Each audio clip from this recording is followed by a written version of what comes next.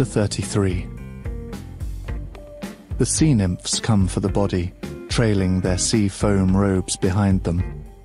They wash him with rose oil and nectar, and weave flowers through his golden hair. The myrmidons build him a pyre, and he is placed on it. The nymphs weep as the flames consume him, his beautiful body lost to bones and grey ash. But many do not weep. Briseis, who stands watching until the last embers have gone out. Thetis, her spine straight, black hair loose and snaky in the wind. The men, kings and common. They gather at a distance, afraid of the eerie keening of the nymphs and Thetis's thunderbolt eyes. Closest to tears is Ajax, leg bandaged and healing. But perhaps he is just thinking of his own long-awaited promotion. The pyre burns itself out.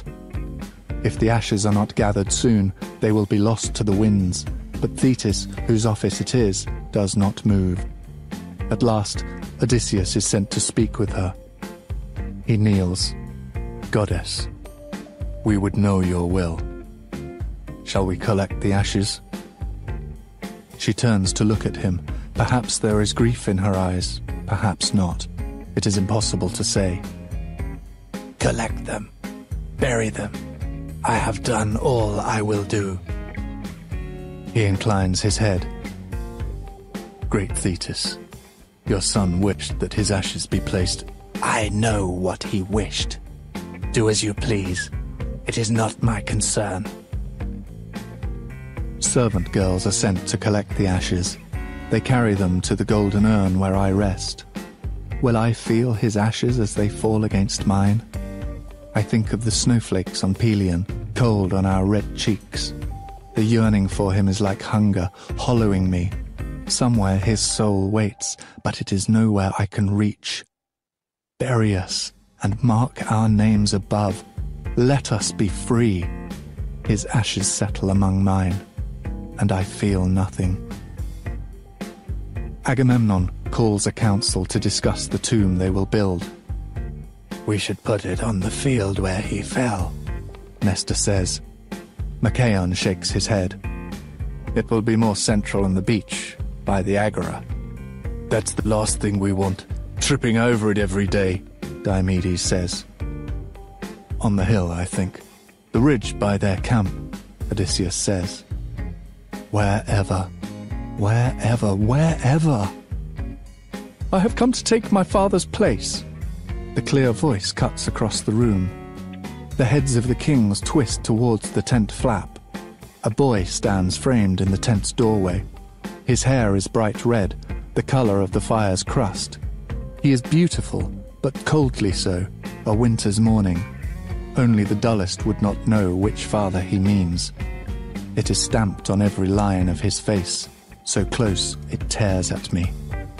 Just his chin is different, angling sharply down to a point as his mother's did. "I am the son of Achilles," he announces. The kings are staring. Most did not even know Achilles had a child. Only Odysseus has the wits to speak. "May we know the name of Achilles' son?" "My name is Neoptolemus, called Pyrrhus." Fire, but there is nothing of flame about him beyond his hair. "Where is my father's seat?" Idomeneus has taken it. He rises. "Here." Pyrrhus's eyes rake over the Cretan king. "I pardon your presumption. You did not know I was coming." He sits. "Lord of Mycenae? Lord of Sparta?" The slightest incline of his head. "I offer myself to your army." Agamemnon's face is caught between disbelief and displeasure. He had thought he was done with Achilles, and the boy's effect is strange, unnerving.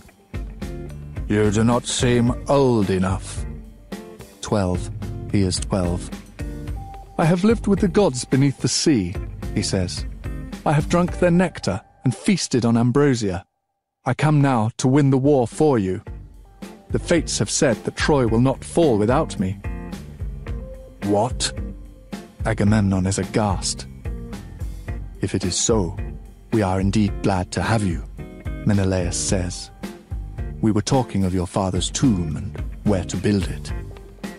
On the hill, Odysseus says. Menelaus nods. Fitting place for them. Then, there is a slight pause. Your father and his companion, Patroclus. And why should this man be buried beside Aristosicion? The air is thick.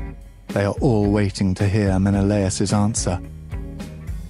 It was your father's wish, Prince Neoptolemus, that their ashes be placed together. We cannot bury one without the other. Pyrrhus lifts his sharp chin. A slave has no place in his master's tomb. If the ashes are together, it cannot be undone. But I will not allow my father's fame to be diminished. The monument is for him alone. Do not let it be so. Do not leave me here without him. The kings exchange glances. Very well, Agamemnon says. It shall be as you say. I am air and thought and can do nothing.